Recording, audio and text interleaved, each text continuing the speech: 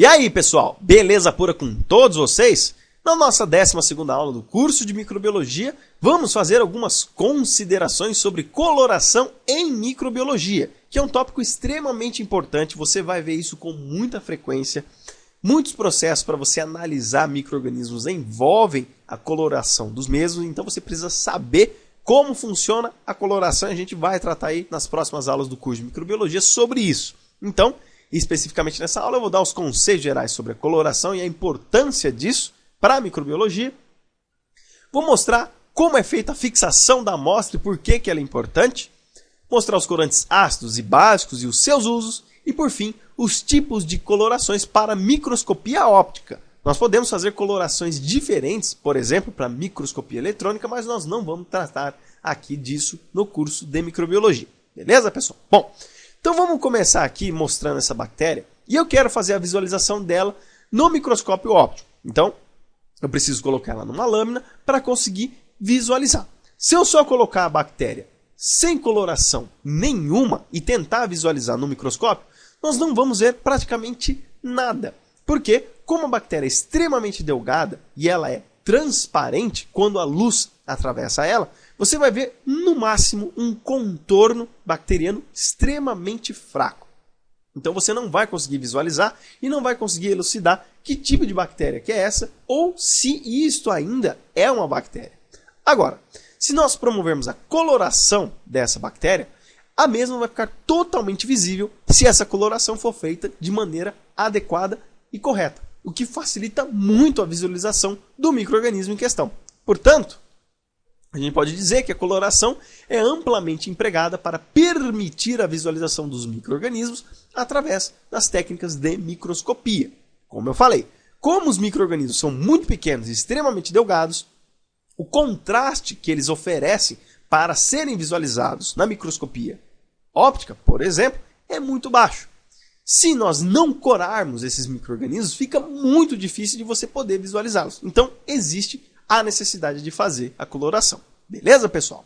E aí, quando a gente fala de fixação da amostra, a gente tem que entender que para que uma amostra possa ser corada para análise em microscópio óptico, a mesma precisa estar firmemente aderida à lâmina na qual será realizada a sua coloração.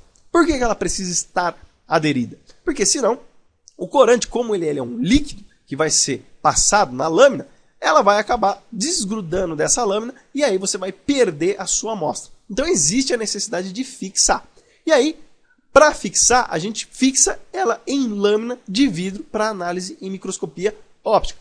O que se faz com bactérias, de um modo geral, não só bactérias, mas fungos também, é um esfregaço, ou seja, vai se esfregar o micro-organismo na lâmina. Então, nós queremos analisar um determinado micro-organismo. Geralmente, esse micro-organismo ele é capturado aqui na ponta de um suave, ou seja, na porção onde tem algodão, para que possamos esfregar esse algodão na lâmina para espalhar esse micro-organismo. Tem que estar relativamente úmido para conseguir espalhar. E aí, depois que se espalhou bem esse micro-organismo na lâmina, com fogo, por baixo da lâmina nós promoveremos a secagem. Só que você não vai colocar a lâmina diretamente no fogo e deixar um tempo ali, porque senão você vai matar o seu micro-organismo e aí você não vai conseguir corar ele. Você tem que passar levemente no fogo, apenas para permitir que a bactéria grude ali na lâmina que você vai estar fazendo a sua coloração do seu micro-organismo. Não necessariamente só bactéria, mas fungos também a gente costuma realizar esse procedimento. Beleza, pessoal? E aí, para corar, a gente tem que saber quais tipos de corantes que nós temos. A priori, a gente tem dois tipos gerais de corantes, que são os corantes ácidos e os corantes básicos. Os corantes ácidos correspondem à eosina, à fucsina ácida e à nigrosina. E os corantes básicos correspondem à violeta genciana, a azul de metileno, verde malaquita, entre outros. Por que nós temos corantes com características ácidas e com características básicas? Bom, para a gente entender isso, vamos fazer um quadro comparativo, fazendo uma coloração dos micro-organismos em pH 7. Levando em consideração as bactérias, em pH 7, o exterior da bactéria, a parede bacteriana, de um modo geral, fica carregado negativamente. E os corantes ácidos, quando estão ionizados, são predominantemente carregados com carga negativa.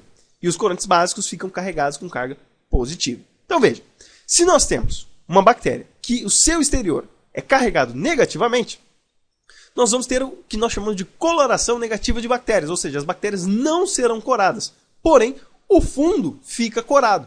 Então nós temos o quê? As bactérias sem coloração nenhuma e o fundo corado. Quando isso acontece, nós chamamos de coloração negativa.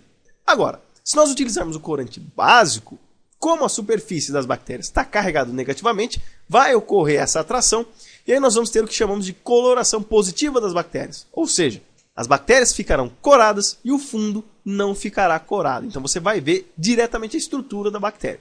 Existem casos específicos para se fazer a coloração negativa e para se fazer a coloração positiva. A gente não vai tratar disso aqui agora, beleza, pessoal? E também, sabendo que existem os corantes, nós temos que falar também dos tipos de colorações, que nós temos 3 tipos gerais para microscopia óptica. Lembrando que para microscopia eletrônica, a coloração ela é diferente, a impregnação com alguns metais para permitir que a amostra fique receptível à captação dos elétrons. Para a microscopia óptica, nós temos 3 tipos, que é as simples, as diferenciais e as especiais. A coloração simples nada mais é do que apenas você dar cor à estrutura da bactéria ou do fungo ou de qualquer outro micro-organismo que você está analisando para conseguir visualizar ele na sua amostra. Você não consegue distinguir estruturas, não consegue distinguir, por exemplo, uma bactéria de outra, caso tenha mais de uma bactéria ali na sua amostra, então é apenas para visualização.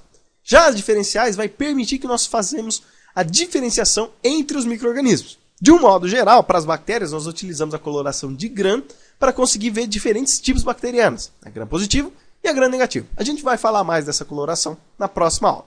E as especiais são utilizadas para fazer visualização de pontos específicos, ou seja, existem bactérias flageladas na nossa amostra e nós queremos observar o flagelo, que é a proeminência da estrutura da bactéria para fazer com que ela se movimente. É como se fosse a cauda da bactéria. Então nós vamos estudar isso nas próximas aulas, alguns tipos de colorações diferenciais e especiais para fazer diferentes visualizações aí dos micro-organismos. Beleza, pessoal?